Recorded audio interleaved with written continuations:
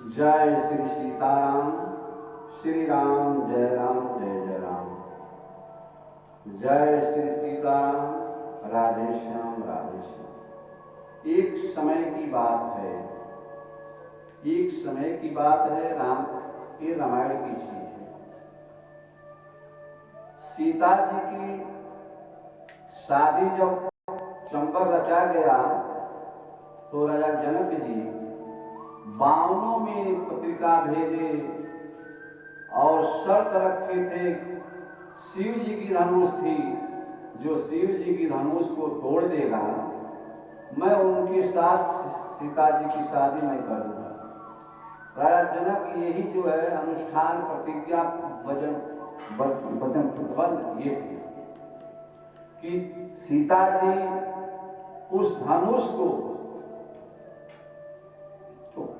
उठा करके स्थान से दूसरी जगह रख करके वह स्थान को साफ सुथरा करके फिर रख देती हैं। उस पर पूजा पाठ होता है, फूल पत्ती जो भी चढ़ती है उसको हटा करके सीता जी प्रेस करते हैं। राजा जनक सोचिए कि इतनी बड़ी हमारी बच्ची है और इतना बड़ा शिव जी का धनुष है, जबकि इसको असंभव चीज के संभव कर रही है, उठा करके अलग रख देती है और साफ सुथरा करके वो फूल माला जो भी पूजा पाठ हो जाता है। तो अब इनकी जब सीता जी थोड़ा उम्र हुई तो राजा जनक सोचे कि इनकी शादी मैं कैसे करूं, किसके साथ करूं, कौन ऐसा बलवान है, कौन ऐसा योद्धा है कि जिसके साथ अपनी लड़की का मैं शादी कर दूं। क्योंकि लड़की तो इतना बड़ा काम कर रही है, जो इसके साथ कोई करेगा ऐसा इसके जैसा तभी उसके साथ मैं कर सकूं। राजा जनक जी प्रतिज्ञा कर लिए कि जो धनुष को उठाएगा, धनुष को तोड़ देगा, उसके साथ शादी मैं कर दूंगा। ये उनकी बात थी। ये सोच करके वो प्रतिज्ञा अपना किए। अब प्रतिज्ञा करके वो बावनों में पत्रिका भेज दिए, सबके यहाँ खबर पहुंच गई। लेकिन वो जनकपुर से अयोध्या में कोई खबर नहीं गया, अयोध्या में कोई खबर नहीं पहुंचा।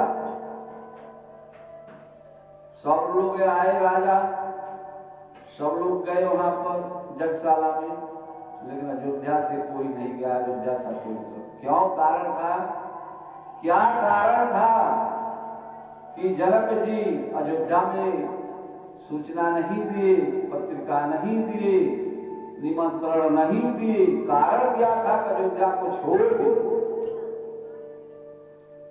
उसमें कारण यही रहा, एक बार जनकपुर से एक पंडित बाबा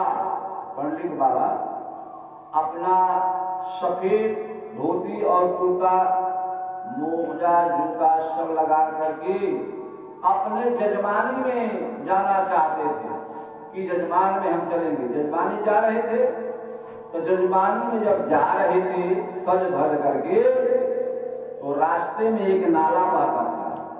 उस नाले में एक गाय फंस गई थी और वो बेचारे उसमें तड़प रही थी, क्यों? दलदल में फंस गई है, वो निकल नहीं पा रही है।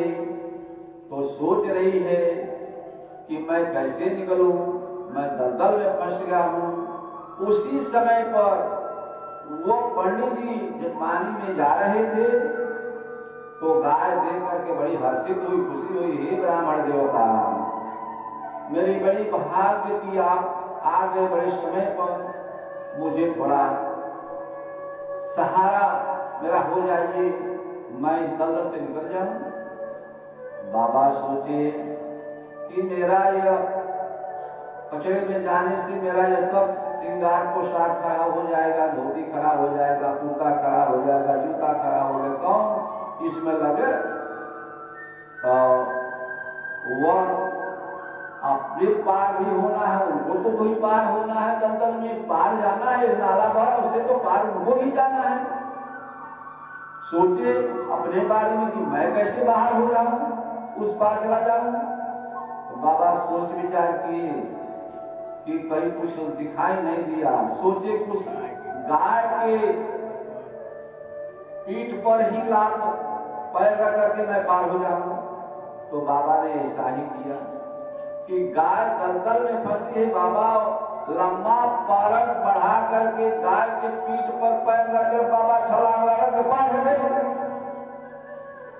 गाय गई, हाय मानो, हाय पंडित जी, आपको देखने से तो ऐसा लग रहा है कि आपको पंडित कहा जाता है। अरे दया धर्म नहीं तन में मुखड़ा, क्या देखे दर्पण में। दया धर्म नहीं तन में मुखड़ा, क्या देखे दर्पण में। दर्पण में लग गई काई, दरस कहाँ से आई। बाबा के अंदर दया बहराए हो, बाबा छलांग लगा कर पार हो गए। गौ माता कही, हे ब्राह्मण देवता, तू हमके हमारे भाई नहीं आप किए और नहीं मुझे दलदल में दबा दिए।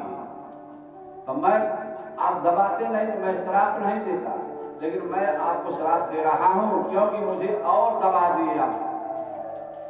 जाओ तुम गधा हो जाओ, तुम गधा हो जाओ। वो गधा हो गई ना बाबा शराब से, जजमानी में चले गए। अब जाकर के भटक रहे हैं, गधा बनकर भटक रहे हैं। हुआ आगे उसी रास्ते से एक अयोध्या का एक डोम, अयोध्या नगरी से सूपा टांगे हुए कंधे पर लेकर के उसी रास्ते से गुजरा और वहां पर पहुंचा जहां गाय दलदल में फंसी थी। वो गाय देख करके बड़ी हर्षित हुई, खुशी हुई, हे महाराज आप मुझे सहारा होइए, मुझे निकाल दीजिए। तो डोम देखा कि भाई गाय दलदल में फंसी है, वो बेचारा दयालु, उस दया उसके अंदर भरी थी। वो अपना सूपा इधर उधर फेंक फाक करके वो भीड़ करके वो गाय को हिलाते हिलाते हिलाते हिलाते उन्होंने बाहर किया। गौ माता कही धन्य हो देवता, संसार में कमी नहीं है। बड़े बड़े कोई धर्मी है तो बड़े बड़े अत्याचारी भी बड़े हुए हैं। तो अत्याचारी है यह, तो माता ने, गौ माता ने श्राप देती है, उनको श्राप दिया गधे हो जाओ, और डोम को आशीर्वाद देती है उसी मुख से कि तुम्हारा जो हाथ पड़ेगा वो गधे के ऊपर, कभी वो मानव हो सकता है, इसके पहले वो मानव नहीं हो सकता है। तो बाबा चले गए जजमान में और डोम भी अपन गाय को निकाल के अपना, वो भी अपना रास्ता पकड़ लिया। लेकिन बाबा फिरते हैं गधा बन करके, जहां झाड़ फूक लोग करते तहां गधा खोल करके और मोटा होता, ताजा होता जाता है। जितना ही मंत्र चलती उतना ही मोटाता जाता है और मोटा के खूब गधा बन के बाबा जजमानी से जनकपुर में अपने घर आए। लोग कहे ये क्या हो गया, लोग कुछ समझ नहीं पाए, कैसा ये करामात है, कैसे तुम गधा हो गए। अपना करनी तो धरनी बताए नहीं कि हम ऐसा कर्म करके आ रहे हैं। और जनकपुर में भाई भीड़ भारी लोग, तांत्रिक वाले राजा महाराजा जो भी थे, लोग आकर के उनको झाड़ फूक चालू किए। झाड़ फूक चालू करते हैं, उतना ही मोटा होता जाता है। सब लोग झाड़ फूक के थक गए। उसी वन पर, उसी टाइम में, उसी समय पर वो डोम भी उस गांव में सूपा बेचने पहुंच गया था। वो भीड़ देख करके वो भी वहां चला गया, क्यों इतना भीड़ यहाँ लगी हुई है। तो जाकर के देखता है, कह रहा यही तो माता आशीर्वाद मुझे दी थी कि एक ब्राह्मण है, उसको मैं श्राप दिया, गधा बन गया, वो मोटा होता जा रहा है। वो समझ गया कि वो मेरे हाथ से ही वो ठीक होगा। हर लोग राजा महाराजा कहे डोम इसको छूने नहीं देंगे। वो ब्राह्मण थे, ब्राह्मण को कैसे छुएगा, उनको छूने नहीं देंगे हम लोग। तो सब लोग जब हार जाते हैं तो डोम कहता ये महाराज तनी अनुमति रोवे हमके दे देती तो हम थोड़ा झाड़ देती, देखती ठीक हो जाए।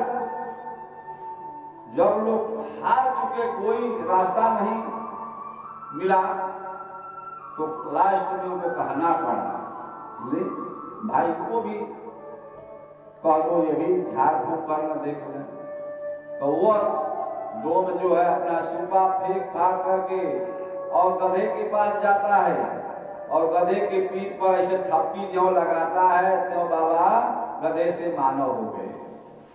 यही कारण था कि सीता जी के स्वयंवर में जनकपुर से पत्रिका अयोध्या नहीं गया। हो सकता है सीता जी के धनुष अगर न कोई तोड़ पावे तो डोमवार आवे अगर वही तोड़ देगा तो शादी उससे कैसे किया जाएगा।